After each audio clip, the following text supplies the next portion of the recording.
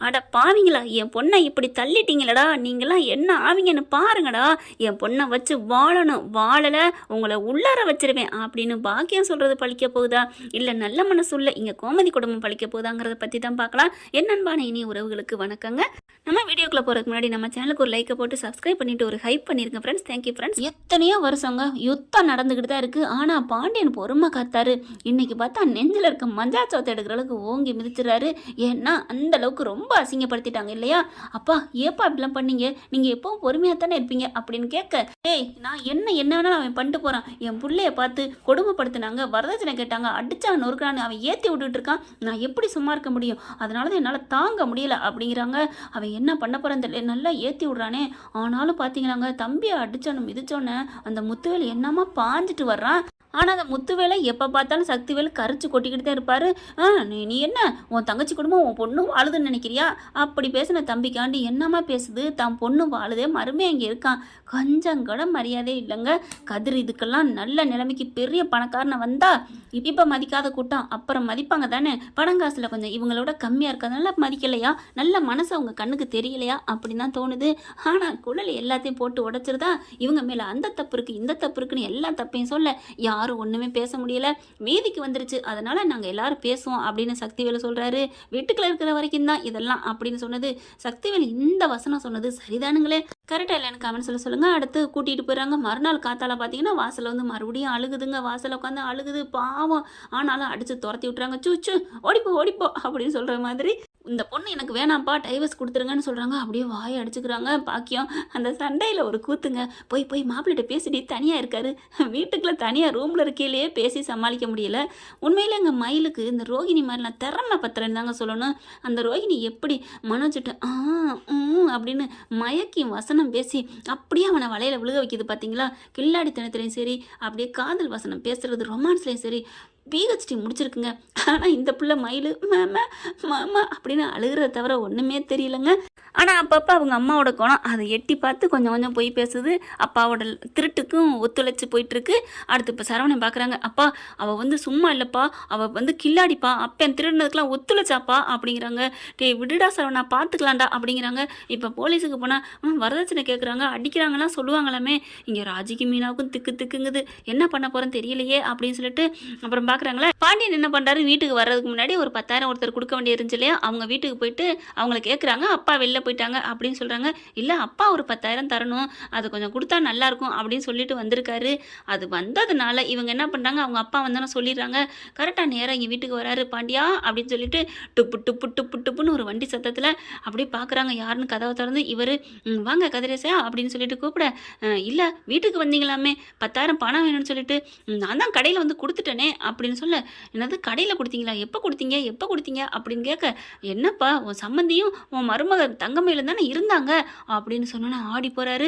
அப்பா போச்சா அந்த பணமும் ஆட்டையை போட்டான். அப்பா நான் தான் சொல்கிறேன்ல மாமா ரொம்ப நல்லவர், இவங்க பழி போட்டாங்க எல்லா பணத்தையும் எடுத்துன்னு அப்படிங்கிறாங்க. ஐயோ என் தம்பியை அடித்து துரத்திட்டோமே, அந்த தோசம் இப்போ நம்மளுக்கு இப்படியே துரத்தி அடிக்குதோ அப்படின்னு அழுகுறாங்க. பாண்டியன்னு ஒரு மாதிரியாக ஊக்கி போகிறாரு. அப்பா அதை விடுங்கப்பா, அப்புறமா பார்த்துக்கலாம், நம்ம மாமா தான் அதெல்லாம் எதுவும் நினைக்க மாட்டாங்க, ஆனால் இவ வேணாம்ப்பா வேணாம் அப்படின்னு அடித்து பேசுகிறாங்க. சரிப்பா இப்போ என்ன பண்ணுறது, சூட்டா போய் போலீஸ் ஸ்டேஷனில் கம்ப்ளைண்ட் கொடுப்போம், இல்லையா வக்கீலை பார்த்து டைவர்ஸ் நோட்டீஸ் கொடுப்போம் அப்படின்னு சொல்லி இங்கே பேசிக்கிட்டு இருக்காங்க. அங்கே பார்த்தீங்கன்னா அழுதுகிட்டு உட்காந்துட்டு இருக்காங்க. தங்கமேல பார்த்து, ஏண்டி இப்படி பொழைக்க தெரியாதவளா இருக்கியேடி, ஓ ஆத்தாக்கார் என்ன பார்த்து உனக்கு திருந்தலையா, ஆமாம் அதான் உன் புருஷனை வேலைக்கு அனுப்பிட்டியா என்ன, பக்கத்துலேயே உன் புருஷனை வச்சு கொஞ்சிக்கிட்டே இருக்க உனக்கு ஆசை, வாய் சவுடால் மட்டும் சம்பாதிக்காத புருஷன்னு பேசுகிறாள் ஒழிஞ்சு பக்கத்துலேயே இருக்க சந்தோஷங்க புருஷனை பார்த்துக்கிட்டே இருக்கிறதுக்கு. ஆனால் பாக்கியம் பேசிக்கிறது உனக்கு திறமை பத்தலைன்ட்டு, என்ன மாதிரி நீ இல்லாமல் இப்படி வந்துட்டு கிடக்குறியடி, உன் புருஷனை கைக்குள்ள போட்டுக்க தெரியலையே அப்படின்னு புலம்பி தள்ளிட்டு இருக்கல. வீட்டில் வந்து கதவை, வீட்டில் யாரு அப்படின்னு ஒரு சவுண்டு, யாரு அப்படின்னு வேகமாக வந்து பார்க்குறாங்க. சக்திவேலும் குமாரும் வாங்க அப்படின்னு சொல்ல அப்படி பார்க்குறாங்களே, என்ன பண்ணிட்டு இருக்கீங்க அப்படிங்கல, ஓன்னு அழுகுறாங்க. அப்படி தங்கமேல் பார்த்துட்டு அப்படியே நிற்கிது. என்னம்மா உன் புருஷன் வீட்டுக்காண்டி எங்கள் வீடேறிலாம் சண்டையெல்லாம் போட்டிருக்க, இப்போ உங்களுக்காக அவங்க வந்து நிற்கல, நாங்கள் தான் வந்து நிற்கிறோம் அப்படிங்கல. அப்படியே ஒன்றும் சொல்ல முடியல. இவங்களுக்கு என்னம்மா இப்போ வந்து நம்ம குடும்பத்தை வந்து கொலப்சால் பண்ண வந்திருக்கானா அப்படின்னு மனசில் தங்கமேல் நினைக்கிது. ஆனால் பாக்கியமும் அவங்க புருஷன் இருந்துட்டு வாங்க அப்படின்னு டேபிளில் உட்கார உட்காருங்க அப்படிங்கிறாங்க. வீட்டை சுற்றி முற்றி பார்க்குறான். இதுதான் உங்கள் வீடா? அப்படின்னு சொல்லிட்டு வீடெல்லாம் நல்லா செல்வ செழிப்போடு இருக்கும் போல இருக்குது. பார்த்தா ஒன்றுமே இல்லை. ஆனாலும் பார்த்தீங்கன்னா அப்படி சொல்கிறாங்க. அடுத்து பார்த்தா அங்கே வெறும் மளிகை ஜாமான் அதுதுன்னு இருக்குது. அதென்ன இங்கிட்ட எதுவுமே ஒன்றும் இல்லை, அங்கே மட்டும் அப்படியே என்னமோ மளிகை ஜாமானாக இருக்குது. என்ன ஆட்டையை போட்டு வந்ததா? அப்படிலாம் ஒன்றும் இல்லை, நான் தெரிஞ்சு தான் எடுத்துகிட்டு வந்தேன் அப்படிங்கிறாங்க. தெரிஞ்சு இவ்வளோ எடுக்க விடுவானா? ஒரு கடுகு கூட எடுக்க விட மாட்டானே. ஐயோ அது என்னமோ உண்மைதான் நீங்கள் சொல்கிறது, அது கரெக்டு தான் சம்மந்தி. என்னது சம்மந்தியா? இல்லை சார் இல்லை சார் அப்படிங்கிறாங்க. ஒழுங்கா சார்னு கூப்பிடணும் அப்படின்னு சொல்லிட்டு உங்களுக்கு உதவி பண்ண வந்தால் என்னையவே சம்மந்தின்னு சொல்லுவியா? தெரியாமல் சொல்லிவிட்டாரு. அவர் ஒரு கூறுகட்ட மனுஷன். யோ சும்மாரியா, நீ சாருன்னு மரியாதை கூப்பிடு அப்படின்னு பாக்கியம் புருஷன் நடக்குது. சரி சரி இருக்கட்டும். ஏமா இப்படி அழுதுகிட்டே இருந்தால் என்ன பண்ண போகிறீங்க அப்படின்னு கேட்க, என்னங்க பண்ணுறது, இப்போ கூட போயிட்டு இதோ அடித்து விரட்டியிருக்காங்களே, என் பிள்ளை அந்த வீட்டுக்கு போகணுங்கிறாளே அப்படிங்கிறாங்க. சரி இருக்கட்டும், உங்களுக்கு நான் நல்லது பண்ண வந்திருக்கேன். அந்த 2 பொய் தானா இல்லை வேற ஏதாவது பொய் இருக்கா? வேற ஏதாவது பொய்யெல்லாம் இல்லைங்க, இவ்வளோ தாங்க அப்படிங்கிற தங்கமயில் பார்க்குது. என்னம்மா நீ பார்க்குற? அப்படிங்கிறாங்க. ஒன்றும் இல்லை அப்படின்னு சொல்லலை. இங்கே பாருங்க, உங்களுக்கு நான் நல்லது பண்ணதான் வந்திருக்கேன். நீ அந்த வீட்டில் வாழணும்னு நினைக்கிறியா இல்லை அவங்க வீட்டில் இருந்து கொடுமைப்படுத்தி அவங்கள உள்ளறத்தலன்னு நினைக்கிறீங்களா அப்படின்னு சொல்லல.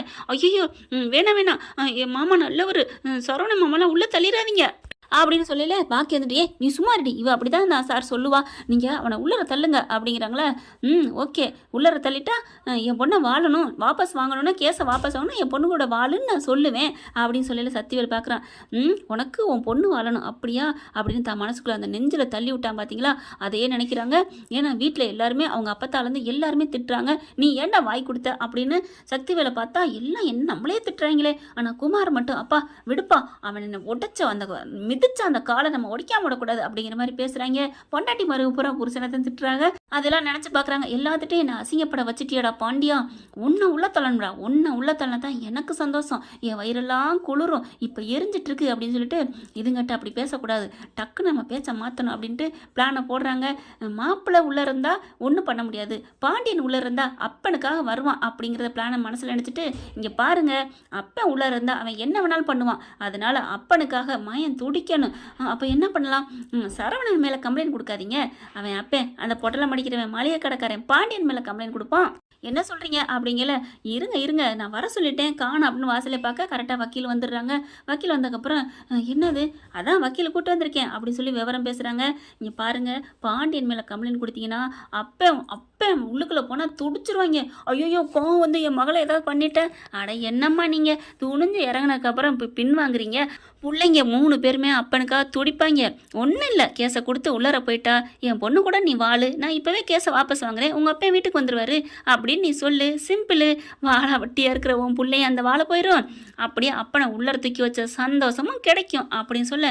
ஓ இதுவும் நல்லா தான் இருக்குது அப்படின்னு தங்கமயில் அப்பா அம்மா பேச, அப்பா ஒத்துக்கிருச்சுங்க, எனக்கு தேவை அவன் உள்ளர இருக்கணும், அவன் கண்டிப்பாக நான் வாழ்கிறேன்னு சொல்ல மாட்டான், பாண்டியன் உள்ளரே இருந்து கழித்திங்கணும் அப்படிங்கிறது சக்திவேலோட பிளானு. அடுத்து பார்த்தா வக்கீல் வந்திருக்காங்களே, இந்த வக்கீலுக்கு கொடுக்குறதுக்கெலாம் காசு இல்லையே அப்படின்னு சொல்ல. ஏமா வக்கீலுக்கு உங்கள்கிட்ட கேட்டுட்டேன், நான் கூட்டு வந்தேன், அதெல்லாம் நான் பார்த்துக்கிறேன் சார், நீங்கள் நல்லா இருக்கணும் அப்படிங்கிறாங்க. சரி விடுங்க அப்படிங்கிறாங்க. ஏதோ சோசியல் சர்வீஸு அப்படின்னு சொல்லல. ஏன் சார் உங்கள் வீட்டுக்கு வந்திருக்க போயில மட்டும் என்னை கட்டி போட்டு அடிச்சிங்க, இப்போ இவ்வளோ செய்கிறீங்க அப்படிங்கிற நிமிந்து பார்க்குறாரு. அப்போ எதுவும் செய்ய வேணாங்கிறியா? வாடா குமார். ஐயோ சார் போயிடாதீங்க சார். யோ சும்மா இரியா அப்படின்னு சொல்லிட்டு, தங்கமயில் இங்கே பாரு, எனக்கு நான் என்னென்ன சொல்கிறேன் நீ அதை கரெக்டாக நீ செய்யணும் அப்படின்னு அப்பா ஆத்தா சக்திவேலு 3 பேருமே சொல்கிறாங்க. வக்கீல் எல்லாத்தையும் கேட்குறாங்க. இங்கே பாரு, அவங்க அடித்தாங்களாம் கேட்டால் அடித்தாங்க அப்படின்னு நீ சொல்லணும், இல்லைன்னு நீ பேக் வாங்கிட்டீங்கன்னா ஒன்றும் பண்ண முடியாது அப்படிங்கிற அழுகுறாங்க. எனக்கு மாமா கூட வாழணும், அதுக்காக நான் என்ன வேணாலும் செய்வேன். வாழணும்னா கம்ப்ளைண்ட் கொடுக்கணும், ஓம் புருஷன் மேலே கம்ப்ளைண்ட் கொடுக்கல போதுமா அப்படிங்கிறாங்க. சரி நான் அப்படின்னா ஓகே அப்படிங்கிறாங்க. ஆனாலும் மாமனாரும் நல்லவர் தான். அட ஏமா நீ வேற, எப்பா எல்லாம் அவன் மேலே தான் குறியா இருக்காளுங்க, நல்லவன் அப்படின்னு மனசில் சக்திவேல் நினச்சிட்டு, சரிம்மா உன் மாமனார் வெளியே வந்துடுவான், அதுக்கு அவன் உள்ளர போனா தான் உன் புருஷன் இறக்கப்பட்டு கம்ப்ளைண்ட்டை வாபஸ் வாங்க சொல்லுவான். நீ என்ன நீ புரியாதவளா இருக்க? ஓ சரவணை உனக்கு வேணுமா வேணாமா? வேணும் அப்படிங்குது. அடுத்து பார்த்தா போலீஸ் ஸ்டேஷனுக்கு போகிறாங்க. வக்கீல் போய் எல்லாத்தையும் பதிவு பண்ணிடுறாங்க, கம்ப்ளைண்ட் கொடுத்துட்றாங்க. முறைப்படி கொடுக்க உடனே போலீஸ் தீவிரமாக அப்படியே இறங்கி வேலை செய்து பாண்டியன் வீட்டுக்கு போகிறாங்க. அங்கே ஏற்கனவே அப்படியே குடிமொழி போய் அழுதுகிட்டு உட்காந்துட்டு இருக்காங்க. பார்த்தா பாண்டியன் யார் அப்படின்னு கேட்க அவங்களுக்கு பாண்டியனை தெரியும், இருந்தாலும் முறைப்பிரகாரம் கேட்பாங்க இல்லையா, மாமூல். அப்படி கேட்டோன்னே என்ன விஷயம் விஷயம் அப்படிங்கல, நீங்கள் அந்த பொண்ணை வரதட்சணை கேட்டு கொடுமைப்படுத்தினேன்னு கம்ப்ளைண்ட் கொடுத்துருக்காங்க அப்படின்னு சொன்னா, ஐயோ அப்படிலாம் இல்லைங்க, அப்படிலாம் எங்கள் அப்பா பண்ணலை அப்படின்னு சரவணன் சொல்ல, கோமதி இருந்துட்டு ஐயோ ஐயோ ஐயோ பொய்யா கம்ப்ளைண்ட் கொடுத்துருக்காளே, என் புருஷன் அப்படிலாம் இல்லை அப்படின்னு கோமதி அழுகுறாங்க. அம்மா கம்ப்ளைண்ட் கொடுத்துருக்காக வந்திருக்கான், கிளம்புங்கம்மா, நான் அரெஸ்ட் பண்ணணும் அப்படின்னு சொல்லிட்டு வாங்க அப்படின்னு சொல்லி கூப்பிட, இருங்க நானே வர்றேன் அப்படிங்கிறாங்க. அப்பா அப்பா வேணாப்பா அப்படின்னு சொல்லிட்டு அழுதுட்டு வராரு சரவணா. நீ பேசாமல் இரு, நம்ம வக்கீலை பார்க்கணும்னு நினச்சோம், இந்த மாதிரி ஆயிடுச்சு, நீ வக்கீலை பாரு அப்படிங்கிறாங்க. வக்கீலை எதுக்கு பார்ப்பீங்க, வெளியில் எடுக்கிறதுக்கா, எதுக்கு? நாங்கள் எதுக்கு எடுக்கிறோன்னு எங்களுக்கு தெரியும், இங்கே பாருடா உனக்கு என்ன தோணுதா வக்கீலை பார்த்து பேசு அப்படிங்கிறாங்க. டைவர்ஸுக்கு நான் அப்ளை பண்ணியே தீருவேன் அப்படிங்கிறாங்க. டைவர்ஸுக்கு அப்ளை பண்ணுறியா இல்லை கேஸை வாபஸ் வாங்க போறியாங்கிறத பார்த்துக்கலாம் அப்படின்னு சொல்லிட்டு கைது பண்ணிட்டு போகிறாங்க. ஜீப்பில் ஏறினோட அப்படியே கை கொட்டி சிரிக்கிறான் சக்திவேலு. ஆனால் பார்த்தீங்கன்னா அவங்க அப்பத்தா மட்டும் ஐயோ என்ன யாரு கண்ணு பட்டுச்சுன்னு தெரியலையே, என் புள்ள வாழ்க்கை இப்படி போச்சே, என்ன ஆத்தா பாசம் போகுதோ, உன்னையவே அவள் திட்டினா தானே, அதுக்கு தான் இப்போ கலங்கி போய் நிற்கிறான். யாராக இருந்தாலும் பெத்த தாய் மனசை நோகடிச்சா எப்படியாவது கலங்கத்தை கஷ்டத்தை உண்டாக்குவான் அந்த ஆண்டவன். அதுதான் இப்போ நடந்துட்டு இருக்கு. அப்படி பார்த்தா நீ என் மனசை தினைக்கு தானடா நோகடிச்சிட்டு இருக்க அப்படின்னு சொல்ல, அதுக்கு தானே ஓ மயன் இப்படி உட்காந்துட்டு இருக்கேன் குமார் கல்யாணம் ஆகாமல், அது தெரியல. ஆனாலும் கதிர் சொன்ன அப்படி பார்த்தீங்களா, வெளியே உள்ளே இருக்க வேண்டிய நீ வெளியே இருக்கிற, நான் ஏன்டா உள்ளர போகணும் அப்படின்னு நல்லா தான் துள்ளுறாரு கதிர். சூப்பராக இருந்துச்சு, நல்லா சண்டை அப்படின்னு தான் சொல்லணும். இப்போ பாண்டியனை அள்ளிக்கிட்டு ஸ்டேஷனுக்கு போயிடுறாங்க. அலறி அடிச்சுட்டு எல்லாரும் ஸ்டேஷனுக்கு போகிறாங்க. தள்ளி போங்கம்மா அப்படின்னு சொல்லிட்டு உள்ளார அடைச்சி வச்சிடுறாங்க. அப்படியே பார்க்குறாங்க தங்கமேல, அடி பாவி அப்படின்னு போய் அடிக்க போகிறாரு. அப்படியே கையை பிடிக்கிறாங்க கதிர். கையை பிடிச்சி இப்படி மறிக்கிறாரு. அண்ணே அண்ணே இங்கே வந்து பண்ண ஏதாவது உண்மையாயிருமே அவங்க கொடுத்த கம்ப்ளைண்ட்டு, நீ நல்லாவே இருக்க மாட்டேடி, யார் சொல்கிறதையும் கேட்க மாட்டேங்கிறாரு. சரவணுக்கு அடிக்க துள்ளுறாரு. ஆனால் இறுக்கிய கட்டி பிடிச்சிக்கிறாரு நம்ம கதிர். பார்க்குறாங்க தங்கமேலு, மாமா நான் உங்கள் கூட வாழணும் மாமா, அதுக்காகத்தான் மாமா. எப்படி வாழ்வ நீ, எப்படி வாழ்வ, இப்படி பொய் பேசிட்டு இருந்த, பொய் பேசி ஃப்ராடு பண்ண நீங்கள் உங்கள் மேலே எந்த தப்புமே இல்லைன்னு கம்ப்ளைண்ட் கொடுத்தா எப்படி உன் மேலே இறக்கம் வரும் மாமா, நீங்கள் மட்டும் என் கூட வாழ்றேன்னு சொல்லுங்கள் மாமா, இப்போவே எல்லாத்தையும் வாபஸ் வாங்கிடுறேன் மாமா அப்படின்னாலுங்க. ஓ நீங்கள் எனக்கு பிச்சை போடுறீங்களா, வாழ்க்கை பிச்சை, அப்படிப்பட்ட வாழ்க்கை எனக்கு தேவையில்லடி, தேவையில்லை அப்படிங்கிறாங்க. அதுக்கப்புறம் சத்தம் போடாதீங்க அப்படிங்கிறாங்க. எல்லாரையும் கூப்பிட்டு வச்சு விசாரிக்கிறாங்க. என்னையா வரதட்சணை கேட்டு கொடுமைப்படுத்துறீங்களா அப்படின்னு கேட்க, ஐயோ அப்படிலாம் இல்லை அப்படின்னு கொய்யாமையான்னு சவுண்டு வருது. இங்கே பாருங்கள் அதெல்லாம் முடியாது, நாங்கள் கோர்ட்டுக்கு கொண்டு போகிறோம், அங்கே வச்சு வாதாடிக்கங்க, வரதட்சணை கேஸ் நீங்கள் கேட்குறீங்களோ இல்லையோ, ஆனாலும் இது பயங்கரமான ஸ்ட்ராங்கானது, சும்மா இல்லை 14 வருஷம் உள்ளர போட்டுருவாங்க அவ்வளோதான் அப்படி இப்படின்னு சொல்ல, 2 பேரும் சமாதானம் ஆகிட்டீங்கன்னா நல்லது அப்படின்னு போலீஸ் சொல்ல, சக்திவேலு நம்ம காசு கொடுத்து நல்லா பேசுகிறாரே அப்படிங்கிற மாதிரி பேசுகிறாங்க. சரவணன் பார்க்குறாரு, அப்பா அப்பா என்னப்பா அப்படி 14 வருஷம் உள்ளர போட்டுருவாங்களே அப்பா அப்படின்னு சரவணன் சொல்ல, பரவாயில்லடா உனக்கு அந்த பொண்ணு பிடிக்கலன்ட்ட, நான் உனக்காக நான் உள்ளர இருக்கிறேன், ஆனால் அதுக்காகலாம் நீ அவ கூட வாழ நினைக்கிறியா, நீ வாழ்றத வாழ்ந்துக்கோ அப்படின்னு பாண்டியன் சொல்ல, அப்பாப்பா எனக்கு வேணாப்பா அப்படின்னு சொல்கிறாங்க. பார்த்தா வாழ்ந்துக்கவா 14 வருஷம் சும்மா விட மாட்டாங்க, 14 வருஷம் இருக்க ரெடி ஆயிட்டானே, அப்பவும் நம்ம பிள்ளைய வாழ விட மாட்டேன்னு சொல்கிறானே, என்ன பண்ணுறது அப்படின்னு பாக்கியம் சக்திவேல்கிட்ட கேட்க, அப்பா சக்திவேல் பார்க்குறாரு, ஆஹா என்ன இவன் தகப்பை மேலே பாசத்தில் ஏதாவது பண்ணுவேன்னு பார்த்தா, சரி இப்போ இது ஒன்றும் பண்ண முடியாது, வக்கீல்கிட்ட கேட்போம். வக்கீல் என்ன பண்ணுறான், அவன் எதை குரூர புத்தி அதிகமாக தானே இருக்கும், ஒன்றும் ஒவ்வொருத்தவங்க வக்கீல் நல்லவங்க இருப்பாங்க, ஏன்னா எதுக்குங்க இந்த வம்பு, நம்ம சொல்லிக்கிறேன்னு ஒரு சில வக்கீல் தான் அப்படி இருப்பாங்க, உங்களுக்கே தெரியும் யார் யார் எப்படின்ட்டு. பார்த்தா நான் ஐடியா கொடுக்குறேன், இப்போ அப்பனுக்காக மட்டும்தானே இப்படி சொல்கிறான், ஆத்தாலும் சேர்ந்து தான் பண்ணான்னு இன்னொன்று இணைச்சிருவோம் அப்படின்னு சொல்லிட்டு வேகமாக எழுதுறாங்க. எழுதி கொண்டே கொடுக்குறாங்க. இங்கே பார்க்குறாங்க கோமதி எல்லாரும், என்ன எழுதிட்டு இருக்கா அப்படின்னு கதிரும் பார்க்க கொண்டு போய் கொடுக்குறாங்க. கொடுத்தா ஓ இதே முன்னாடியே கொடுக்கல, இல்லைங்க மறந்துட்டாங்க அப்படிங்கிறாங்க. இங்கே ராஜி மீனாவும் என்ன நடக்குது, நம்மளால சொல்லியிருக்கலாம், ஐயோ பயமாக இருக்கே, அண்ணி அக்கா அக்கா அப்படின்னு தங்கமேல போய் பார்க்குறாங்க. மீனாவும் ராஜியும், அக்கா நீங்கள் எவ்வளோ பெரிய தப்பு பண்ணியிருக்கீங்க, நகை விஷயம்லாம் போய் தானே, ஏன் இப்படிலாம் கம்ப்ளைண்ட் கொடுக்குறீங்க, மாமா உங்களை என்னைக்காவது அடிச்சிருப்பாங்களா, அத்தை அடிச்சிருப்பாங்களா, இல்லை ஏதாவது காசு வேணும் நகை வேணும் கேட்டிருப்பாங்களா, ஏக்கா அப்படிலாம் பண்ணுறாங்க, நான் என்ன பண்ணுவேன் மீனா, எனக்கு மாமா வாழணும், மாமாவோட வாழணும், அதுக்காகத்தான் அம்மா அப்படி பண்ணுறாங்களாம். காலையில் கூட உங்கள் சித்தப்பா வந்திருந்தாரு, உங்கள் சித்தப்பா தான் வந்து இந்த ஐடியாலாம் கொடுத்தாரு. ராஜிக்கு தூக்கி வாரி போடுது அப்படி மயில் சொன்ன கையோட, அட பாவி மனசா நீந்தானா, உனக்கு இருக்குடா வைக்கிறண்டா பெரிய ஆப்பா அப்படின்னு நினைக்கிறாங்க. அடுத்து பார்த்தா கோமதி மேலேயும் கம்ப்ளைண்ட் இருக்குது, உங்களையும் உள்ளர தள்ளுவோம் அப்படிங்கிறாங்க. என்னது கோமதி மேலையா அப்படின்னு எல்லாரும் பார்க்க, எங்கள் அம்மா அப்படிலாம் இல்லை, அப்போ உங்கள் அப்பா அப்படித்தானா, ஐயோ எங்கள் அம்மா அப்படிலாம் இல்லை அப்படின்னு சொல்லிட்டு அழுகுறாங்க. அப்படி துடிக்கிறாரு சரவணன், ஏய் என்னடி அப்படின்னு சொல்ல, அப்படி கையை பிடிச்சி இழுத்துறாரு மறுபடியும் கதிரு. அதெல்லாம் முடியாது, கோமதியை கைது பண்ணுங்க அப்படிங்கிறாங்க. கோமதியை கைது பண்ண விட முடியாதுன்னு அம்மா கிட்ட வந்து துடிக்கிறாங்க சரவணே. அப்படின்னா கேஸை வாபஸ் வாங்கு, உங்கள் 2 பேரையும் நான் விட்டுறேன் அப்படிங்கிறாங்களா. என்ன பண்ணுறதுன்னு தெரியாமல் அப்படியே சரவணன் முழிக்கிறாரு.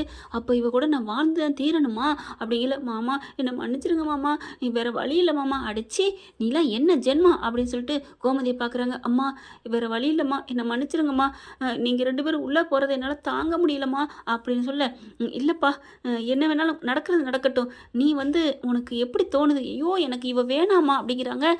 நாங்கள் வெளியே வரணும் அப்படிங்கிறக்கா நீ நினைக்காத. ஐயோ அப்பா அம்மா நீங்கள் 2 பேரும் எனக்கு வெளியில் இருக்கணும், அதுக்காவது நான் அவளை ஏற்றுக்கிட்டு தொலைகிறேன் அப்படிங்கிற மாதிரி பேச அப்படியே தங்கமேலுக்கு சந்தோஷம் தாங்கலை. அப்படியே பாக்கியத்துக்கு ரொம்ப சந்தோஷம். அப்பாடா அப்போ ஏற்றுக்குருவானா அப்படின்னு சொல்லிட்டு பார்க்குறாங்களா. ஏற்றுக்கிறேன்னு சொல்லிட்டு எழுதி கொடுத்து கேஸை வாபஸ் வாங்கிருங்க அப்படின்னு சொல்கிறாங்க. என்ன ஃப்ரெண்ட்ஸ், சரவணன் இந்த மாதிரி சொல்லி கேஸை வாபஸ் வாங்குவாரா, வாங்கினா நல்லா இருக்குமா, இல்லை தங்கமயில் புருஷனோட வாழணுங்கிறக்காண்டி கம்ப்ளைண்ட் கொடுத்தது சரியா, யார் பண்ணது சரி தப்பு அப்படிங்கிறத காமெண்ட்ஸில் சொல்லுங்க ஃப்ரெண்ட்ஸ். இந்த வீடியோ உங்களுக்கு பிடிச்சிருந்தா தயவு செய்து லைக் பண்ணுங்க. இன்னும் அப்டேட்ஸ்க்காக சேனலை சப்ஸ்கிரைப் பண்ண மறக்காதீங்க. நம்ம கிட்ட இருக்க எல்லா சேனல்ஸோட லேட்டஸ்ட் வீடியோ அப்டேட்ஸ்க்காக மேல ரைட் சைடுல காட்டுற லிங்கை கிளிக் பண்ணி வாட்ஸ்அப் குரூப்ல ஜாயின் பண்ணுங்க. உங்களிடம் விடைபெறுவது நான் உங்கள் மெஹர்.